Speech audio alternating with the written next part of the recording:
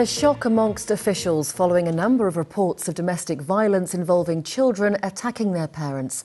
The Safer Devon Partnership, which includes the police and health service, has today launched a campaign to highlight the issue. They want people to know that help is available. One mother has been speaking to our reporter Simon Clemerson about her experience. We've changed her voice to protect her identity. She went into the kitchen and took out a knife and came running down the corridor with this knife above her head. And this is your daughter? Yep. And held it above me, just in front of me in rage, and I had to physically get her off me. Is there another side to domestic violence? This parent says she's struggled with her child since birth. When you're actually living in it and living actually in the trauma, because I was so stressed, I didn't really know. I didn't really act on it. I didn't ask for help. Quite often, it's not until things get really, really bad that you think, I really, really do need to get help. It's not clear what causes children to attack their parents so viciously in the home or how widespread the problem is. But it is part of a picture of domestic violence which the authorities in Devon are trying to uncover and which experts say is very difficult for families to handle.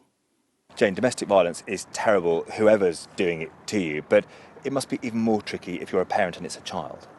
Absolutely. I mean, you know, people are going to judge you, who are you going to tell? It's very shaming, and therefore... You feel like you failed? Well, yes, because we judge parents anyway. You know, if a child is screaming in the street, we judge the parent. To have to go to somebody and say, you know, these bruises or the reason I've not been in work is because of my child and what my child is doing is unimaginable for most of us. To come forward or to ask for help when the problem's your own child is a really tricky thing to do. We completely recognise that.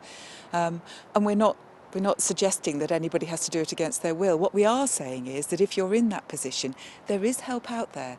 And it's not about criminalising your child or having to go to the police. Those options are open to you. But there is support from the support services to really give tools, to give ways to cope. You say that more generally you have a loving relationship with your daughter. Definitely. Is the most difficult thing that one day she will look back on all this and regret it? She already has. She asked me for forgiveness. And can you forgive her? There is nothing to forgive.